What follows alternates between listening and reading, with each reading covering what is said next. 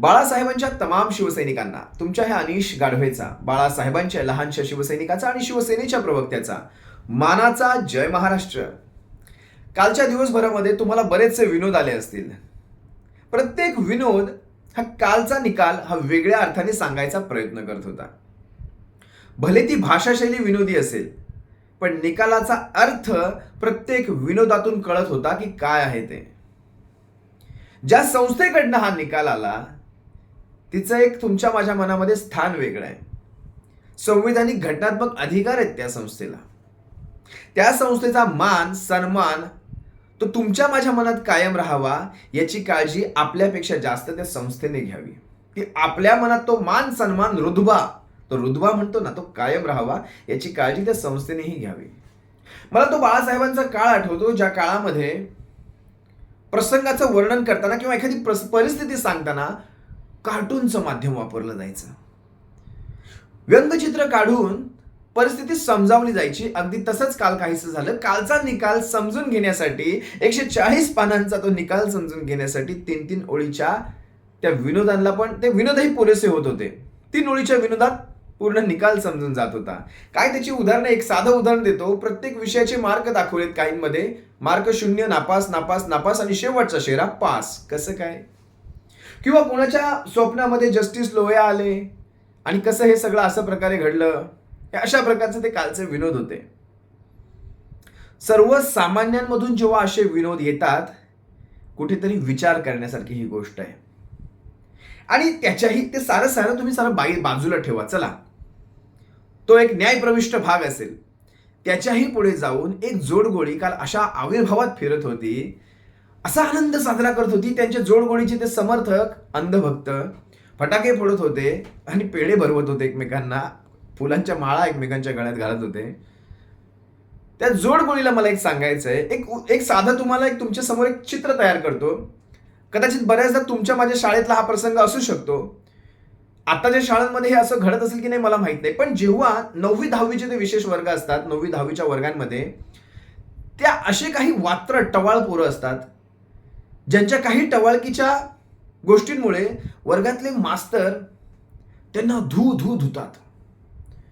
इतकं धुतात, त्यांना नागडं करून, बाळासाहेबांच्या भाषेत सांगतो, नागडं करून त्यांना पूर्ण शाळेसमोर फिरवतात.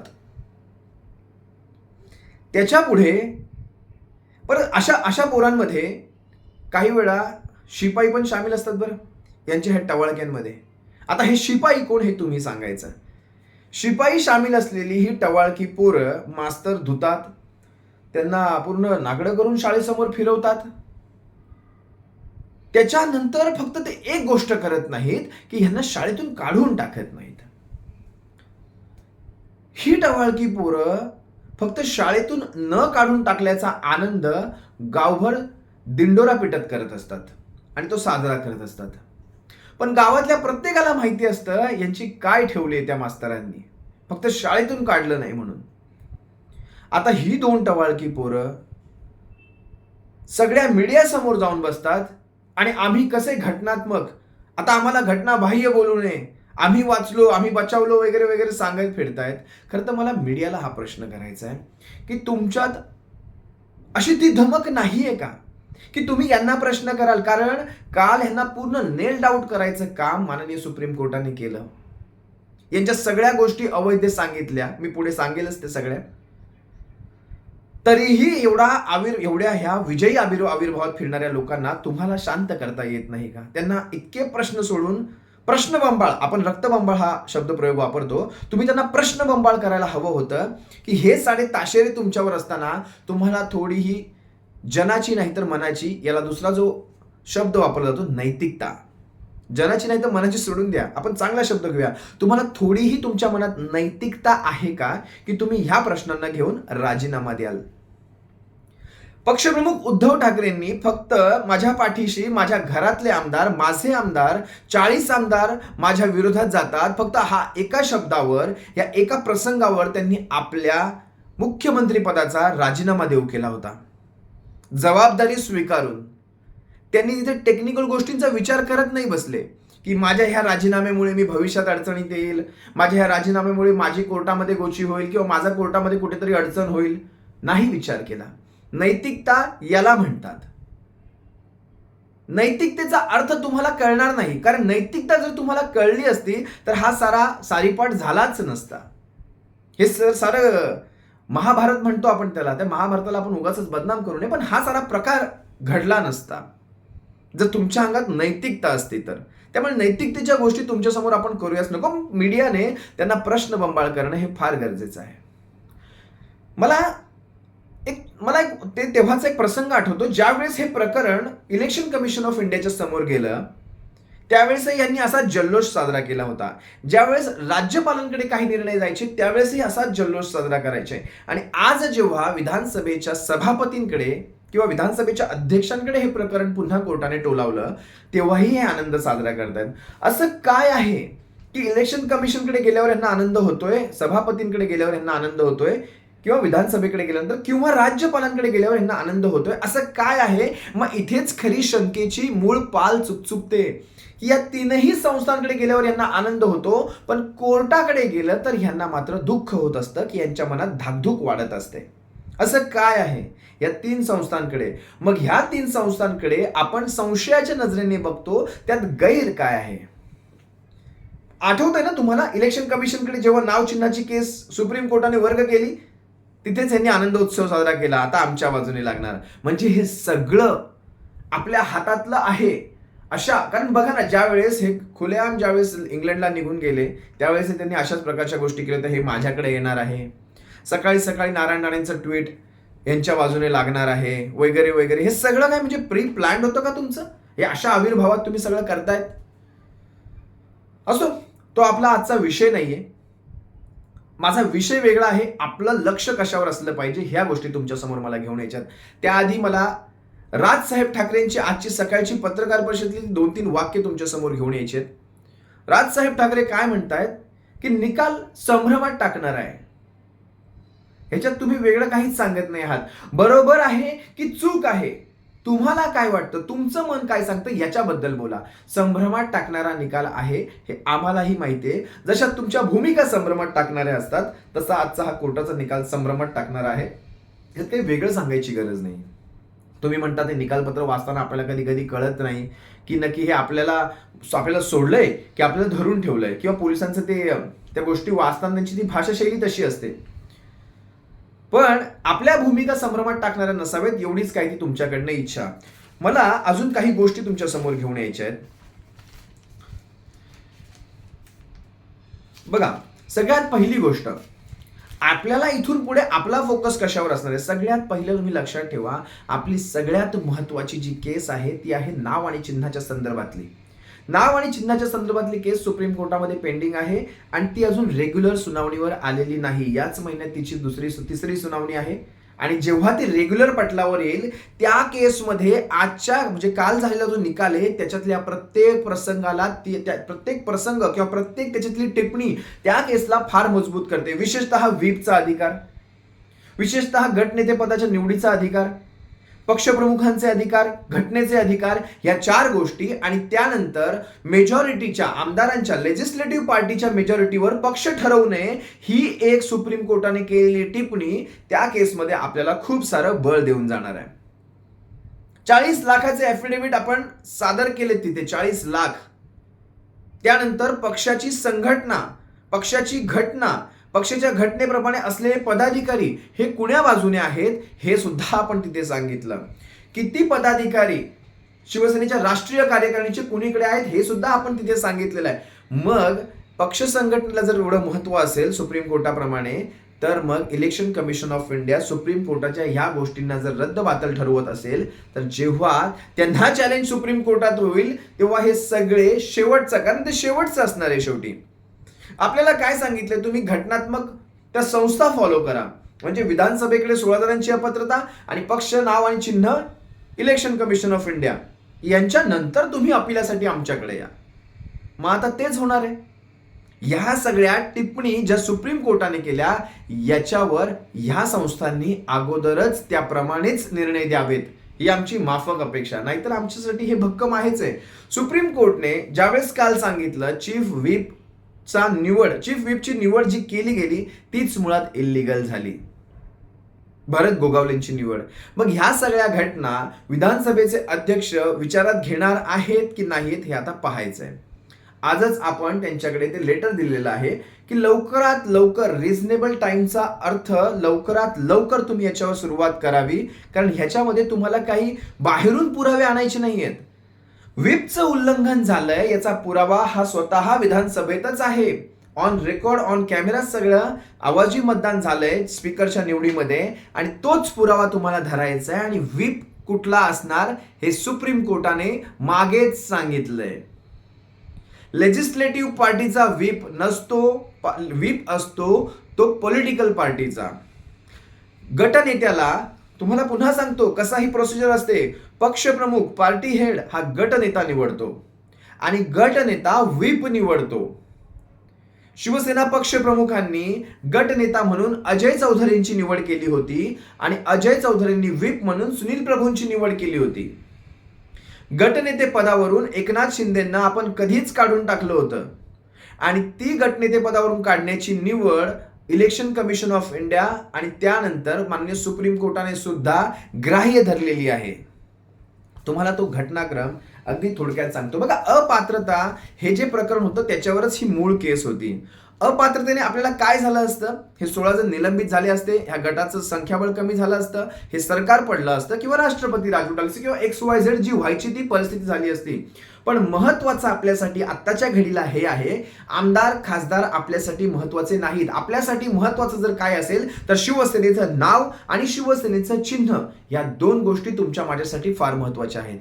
ते सध्या कसं आपल्याला आपल्याकडे आणता येईल त्या संदर्भात आपला आता विचार चालू आहे, हे लक्षात ठेवावं. आमदार खासदार ही दुय्यम गोष्ट आहे सध्या आपल्यासाठी. आणि ह्या सगळ्या प्रोसिजरमध्ये बघा, व्हिप हा सगळ्यात महत्वाचा असतो. सुप्रीम कोर्टाने त्याच्यावर क्लिअर सांगितलेलं आहे. त्यामुळे कालचा निकाल आपण लॉस गेलो, आपण कुठे हरलो असं कुठेही नाही. तुम्ही बऱ्याच गोष्टी पहा, निकालामध्ये आपल्या बाजूने लागलेल्या आहेत. तुम्ही जेव्हा परब साहेब ज्यावेळेस आकलन करून सांगतात ना, तो बारीकीने ऐका, ते एका वकिलाच्या भाषेतून सांगत असतात. वकिलांचं डोकं ह्याच्यामध्ये कसं असतं ते. व्हिपला महत्व आहे. अपात्रतेचा निर्णय त्यांनी विधानसभेकडे पाठवलाय आणि ते होणारच होत आहे. खरं पाहायला गेलं तर एक घटनात्मक तरतूद असते आणि ती दिली विधानसभेला, आणि विधानसभा म्हणजेच विधानसभेचे अध्यक्ष. आता अध्यक्षांना त्यांनी चौकट घालून दिली, चौकटीच्या बाहेर जायचं नाही. शेवटी अध्यक्षांचा आवडला ना त्यांनी. आता पॅराग्राफ 119 मध्ये त्यांनी काय सांगितलं कालच्या निकालाच्या, पक्षाचा प्रतोद हा पाहिला गेला नाही कोण आहे ते. म्हणजे त्यावेळेस ज्या अध्यक्षांनी, नार्वेकरांनी जे केलं त्यांनी प्रतोद पाहिला गेला नाही. अध्यक्षांनी नेमलेला भरत गोगावले हे इल्लीगल आहेत, म्हणजे नार्वेकरांनी. सुनील प्रभूंचा व्हिप धुडकावल्याची उदाहरणं याच्यामध्येच आहेत, सभागृहामध्येच आहेत. गटनेता बदलला त्यावेळेस पॅराग्राफ 122 मध्ये सांगितलंय, त्यावेळेस कोणीही शंका घेतली नव्हती. म्हणजे एकनाथ शिंदेना बदललं गेलं त्यावेळेस कोणीही शंका घेतली नाही. पॅराग्राफ 122 मध्ये अजून काय सांगितलंय, गटनेता बदलणे हा पक्षप्रमुखांच्या अधिकाराच्या अंतर्गत येतो आणि गटनेता बदलणे ही प्रोसिजर, म्हणजे शिंदेना जी बदललं ती प्रोसिजर वैध ठरवली गेलेली आहे. पुढचं सांगतो, गटनेत्याची निवड आणि व्हिप हे राजकीय पार्टी ठरवणार. कोर्टाने तो मान्य केलेला आहे, म्हणजे ती गोष्ट कोर्टाने मान्य केलेली आहे. आता एवढ्या सगळ्या गोष्टी तुम्हाला सांगतोय त्या अशाच आहेत का? कुठेतरी त्याची नोंद आहे. बघा ना, मी तुम्हाला अजूनही कोर्टाची लँग्वेज काय त्याच्या बाबतीत सांगतो. द रिझोल्युशन 123 पॅराग्राफ मी तुम्हाला वाचून दाखवतोय. The resolution passed by SSLP, SSLPचा अर्थ असा आहे Shiv Sena legislative party, on 22nd June 2022 brought to the attention of the speaker that it was passed by faction of the SSLP. Thus the speaker, by recognizing the action of a faction of SSLP without determining whether they represented the will of the political party, acted contrary to the provision of the 10th schedule, the 1986 rules and the Act of 1956. The decision of the speaker recognizing Mr. Shinde as the leader is illegal. 124 काय सांगते, the speaker must recognize the whip and the leader who are duly authorized by the political party. Political party हे शब्दावर तुम्ही underline करा, प्रत्येक वेळी सांगितलं ते.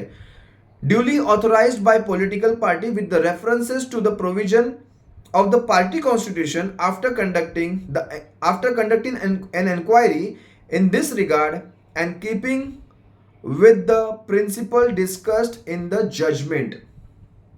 क्लिअर कट आहे. म्हणजे सुनील प्रभूंचे अधिकार काय आहेत, कुणाला काय ठरवायचं होतं, हे सगळं इथे सांगितलेलं आहे. अजून एक ओळ तुमच्या समोर घेऊन येतो. The resolution was signed by mister Thackeray. हे 122 सांगतोय. Mister Thackeray in his capacity म्हणजे त्यांच्या अधिकाराच्या अंतर्गत, capacity as the party president, much like the resolution appointing the whip and leader in 2019. This makes it evident that Mr. Thackeray issued the communication on behalf of the political party. Thus, the decision of the Deputy Speaker recognizing Mr. Ajay Chaudhary as the whip in the place of Mr. Eknath Shinde is valid. 122, 123, 124. तुमच्याकडे जर ह्या 140 पानांचा हा जर PDF आला असेल, त्यातलं 122, 123, 124 वाचा आणि जमलाच तर 119 ही वाचा. या सगळ्या गोष्टी आपल्याला भविष्यामध्ये खूप चांगल्या पद्धतीने उपयोग देऊन जाणार आहेत. जेव्हा आपण इलेक्शन कमिशनच्या विरोधात किंवा सभापतींनी काही आता जे काही करतील, शेवटी काय आहे, हे यांनी आनंदोत्सव साजरा कशासाठी केलाय तुम्हाला माहिती आहे. शेवटी जाणं तर आपल्याला सुप्रीम कोर्टातच आहे पुन्हा. त्यावेळेस या सगळ्या गोष्टी आपल्याला वेगळ्या प्रूफ कराव्या लागणार नाहीत, कारण ही स्वतः त्यांची ऑब्झर्वेशन्स ऑलरेडी आहेत. आता आपल्या विरोधात या सगळ्या संघटना कशा उभ्या राहिल्या, तुम्हाला एक छोटे उदाहरण देतो फक्त. सगळ्यात पहिले घ्या ना कोश्यारींनी काय केलं आपल्या विरोधात, आणि हे सगळं कोर्टामध्ये नोंदलेलं आहे.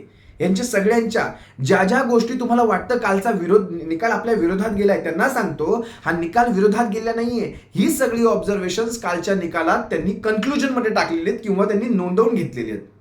म्हणजे हा विरोधातला निकाल आहे का, तर नाही. हा तुमच्या माझ्या बाजूने आहे. फक्त ह्यांना पाय उतार करण्याचा जो अधिकार, नैसर्गिक अधिकार हा विधानसभेला आहे, तो त्यांनी त्यांच्याकडे देऊ केलेला आहे. कसं ते पहा. कोश्यारींनी काय काय कामं केलीत बघा आपल्या विरोधात. विरोधी पक्षाने अविश्वास सभागृहात न आणता राज्यपालांकडे दिला गेला. कोश्यारींचं सगळ्यात पहिलं, आणि राज्यपालांनी त्याला त्यांनी मान्यता दिली आणि त्यांनी अविश्वास प्रस्ताव किंवा त्यांनी बहुमत चाचणीला त्यांनी कॉल केला. हे कुणाकुणाची कर्म उलटी झालीत ती पहा. बहुमत चाचणी बोलावली. बरं, बहुमत चाचणीच्या वेळेस एका रात्रीची मुदत दिली पक्षप्रमुखांना. हा नैसर्गिक न्याय आहे. एका रात्रीत तुम्ही सांगितलं उद्या तुम्ही तुमचं बहुमत सिद्ध करा. त्यानंतर आमदारांच्या जीवाला धोका आहे वगैरे वगैरे कारण त्यांनी सॉलिसिटर जनरलने, मेहतांनी तिकडे कोर्टामध्ये दिली. कोर्टाने ती सगळी कारणं खोडून काढली. ही हास्यास्पद कारणं दिली कोर्टामध्ये त्यांनी. आणि आमदारांची नाराजगी हा त्यांचा अंतर्गत प्रश्न आहे. त्या अंतर्गत प्रश्नाला सुद्धा त्यांनी ह्या सगळ्याचं कारण केलं आणि बहुमत मागवलं. कारण आमदारांची नाराजगी हे सुद्धा कारण त्यांनी कोर्टात सांगितलेलं आहे. बरं, त्यातनं काही निर्णय कोर्टाचेही थोडे वादग्रस्त मला वाटतात. त्यात 16 जणांच्या अपात्रतेवर जेव्हा झिरवळांनी त्यांना अपात्र घोषित केलं, त्याच्यावर कोर्टाने स्टे दिला. पण ज्या वेळेस आमदारांना त्यांनी बहुमत चाचणीसाठी यांनी कॉल केला, त्या बहुमत चाचणीला फ्लोअर टेस्टच्या विरोधात अपील केलं गेलं. तिथे मात्र फ्लोअर टेस्ट होऊन देण्यास सांगितली गेली. या दोन गोष्टींमुळे आपला प्रॉब्लेम झालाय. तिथे आपला राजीनामा का आलाय, तर ह्या सगळ्या गोष्टींवर अध्यक्षांची निवडणूक होऊ दिली गेली. म्हणजे नार्वेकरांची ज्यावेळेस निवडणूक होत होती त्याच्यावर सुद्धा कोर्टाने कुठलाही स्टे दिला नाही. पण कारण कोर्टाने 12 जुलैपर्यंत या सगळ्यांना जी मुदत देऊ केली, या 12 जुलैच्या हनीमून पिरियडमध्ये हा सगळा कार्यक्रम करण्यात आला. म्हणजे बघायला गेलं तर एक शासकीय मान्यता होती, शासकीय वरदहस्त होता की तुमच्यावर कुठलीही टांगती तलवार आता नाहीये, तुम्ही काय करायचं ते 12 जुलैच्या आत करून घ्या. पुढे जाऊन काय झालं, आता नार्वेकरांनी काय कामं केलीत बघा, उलट कामं. हे सगळी ह्या कोर्टाच्या निरीक्षणामध्ये आहेत. भरत गोगावलेंची व्हीप म्हणून नेमणूक, शिवसेनेचा विधिमंडळ नेता म्हणून एकनाथ शिंदेची पुन्हा नेमणूक यांनी करून घेतली. विधिमंडळ नेता जो की पक्षप्रमुखांनी विधिमंडळ नेत्याच्या जागी यांना घातलं होतं अजय चौधरींना, म्हणजे गटनेत्याच्या जागी, आणि गटनेत्यांनी व्हीप दिला होता सुनील प्रभू. तसं यांचा व्हीप आला भरत गोगावले. गटनेतेपदी स्वतः एकनाथ शिंदे आणि गटनेत्यांनी निवडून दिला भरत गोगावले. ह्या दोन्ही इलिगल गोष्टी नार्वेकरांनी मंजूर करून घेतल्या.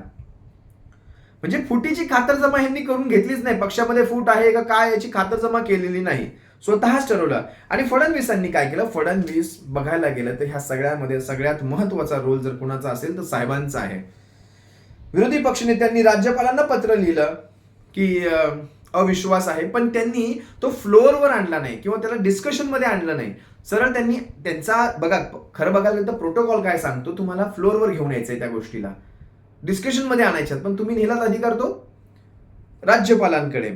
प्रोटोकॉल सांगतो की तुम्ही अविश्वास ठराव आणायला हवा होता, जो की तुम्ही आणला नाही, आणि सगळ्यांची संगनमत ठेवून सगळ्यांच्या आपापल्या माणसांचे मदत घेऊन तुम्ही हे सगळं घडवून आणलं गेलं.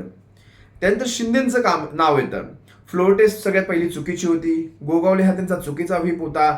गटनेतेपदी चुकीची निवड झाली. राज्यपालांची कामगिरी संशयास्पद होती. विरोधी पक्षनेत्यांची कामगिरी संशयास्पद होती. अध्यक्षांची कामगिरी संशयास्पद होती. तरीही आम्ही पदावर राहिलो आणि आम्ही त्याचे दिंडोरे पिटतोय गावभर. खरं पाहायला गेलं तर अशा प्रकारचे दिंडोरे पिटणं हे तुम्हाला नैतिकतेत तुमच्या बसतं का? भास्कर जाधवांनी सुद्धा सांगितलंय, ज्यावेळेस मी 12 आमदारांना अपात्र केलं होतं, नाही अपात्र म्हणण्यापेक्षा निलंबित केलं होतं, त्यावेळेसही कोर्टाचा हस्तक्षेप झाला होता. मग इथे हस्तक्षेप का झाला नाही? आजच्या वेळेस असं काय झालं की तुम्हाला सभापतींचेच अधिकार दिसत आहेत? बरं ठीक आहे, असो, तो प्रश्न वेगळा, तो काळ वेगळा होता. आताचा काळ असा वेगळा आहे असं आपण समजूया. पण तरीही एक ट्विट मला तुमच्या समोर बोलून दाखवावं असं वाटतं, आणि ते ट्विट आहे प्रशांत भूषण यांचं. तुम्हाला ते ट्विट सांगतो मी काय. प्रशांत भूषण काय सांगतायत, काल ह्यांचा एक हसरा चेहरा होता, ह्या दोघांचा, ह्या जोडगोळीचा एक हसरा चेहरा त्यांनी कालचा घेतलाय, आणि त्यांनी काय सांगितलंय, shameless follows laughing because Supreme Court did not unseat them. Supreme कोर्टाने त्यांना बाहेर काढलं नाही. Even after saying that governor acted illegally by asking Uddhav Thackeray to seek vote of confidence, and that appointment of whip was also illegal. No doubt that people will teach them a lesson in polls. Clear cut आहे ह्या सगळ्या गोष्टी. बघा तुम्ही कालचं प्रशांत भूषण यांचं tweet पहा, काय म्हणतायत ते. अभिषेक मनु सिंघवी यांचंही तुम्ही कालची पत्रकार परिषद पाहिली असेल, तीही पहा. त्यांनी सगळं स्पष्ट सांगितलंय काय गोष्टी आहेत, काय गोष्टी नाही आहेत. मला फक्त एवढं सांगायचंय शिवसैनिकांनो, तमाम शिवसैनिकांना माझं हे सांगणं आहे, कोर्टात काय चाललंय हा आपला विषय नाही, तुमचा माझा हा विषय नाही. आपला विषय सगळ्यात महत्वाचा हा आहे, आपलं नाव, आपलं चिन्ह, आणि त्याच्याही पुढे जाऊन सगळ्यात महत्वाचं तुमची माझी जबाबदारी आहे ती शिवसेनेची पक्ष संघटना, पक्ष बांधणी, पक्ष तळागाळापर्यंत पोहोचवणं, पक्षाची कामं तळागाळापर्यंत पोहोचणं, प्रत्येक तालुक्यात, प्रत्येक खेड्यात, प्रत्येक वाड्या वस्तीमध्ये शिवसेनेचं नाव पोहोचणं, शिवसेनेची कामं पोहोचणं, शिवसेनेची धुरा पोहोचणं. महाराष्ट्राचा स्वाभिमान हा शिवसेना कशी आहे हे सगळ्या गावापर्यंत, वाड्या वस्त्यांपर्यंत पोहोचणं. शिवसेना म्हणजे महाराष्ट्र आणि महाराष्ट्र म्हणजे शिवसेना, हे ब्रीद वाक्य तुम्ही सर्व तळागाळापर्यंत पोहोचवा. प्रत्येकाच्या मदतीला या, प्रत्येकाच्या अडचणीत उभे राहा, प्रत्येकाच्या. हे आपल्याला करायचं, हे आपलं प्रामुख्याने काम आहे. पक्ष संघटना अशी कोर्ट कचेऱ्यांनी वाढत नाही. कोर्ट कचेऱ्या ठरवतो म्हणून पक्ष संघटना वाढत नाही. पक्ष हा मुळात असतो, माणसं हा पक्ष निवडून देत असतो. माणसं गेली, चला ठीक आहे, 2 दिवसाचं ते कोर्टाचं रडगाणं करून घेऊ, पण पुढे काय? पुढे आपल्याला आपला पक्ष हा तळागाळात नेऊन वाढवायचा आहे. आपल्याला आज जर 40 गेले तर 140 आमदार आपल्याला पुन्हा निवडून आणायचे, आणि ते निवडून आणण्यासाठी आपल्याला तळागाळात पोहोचायचं आहे. या सगळ्या धामधुमीमध्ये, या सगळ्या गदारोळीमध्ये आपण आपल्या मूळ उद्देशापासून हटलं नाही पाहिजे. प्रत्येक वाड्या वस्त्यांमध्ये बघा, हे सगळं काम तर आपली शिवसेनेची टीम करेलच, पण आपण त्याच्यामध्ये अडकून नाही पडायचं. आपण इकडे लक्ष घातलं तर आपल्या वाड्या वस्त्यांपर्यंत कोण पोहोचणार? प्रत्येक शिवसैनिकांपर्यंत, प्रत्येक सर्वसामान्य माणसापर्यंत पोहोचून त्यांची कामं तडीस लावायचा आपण प्रयत्न करायचा, आणि त्यातून आपल्या पक्षाचा उद्धार करून घ्यायचा आहे आपल्या सर्वांना.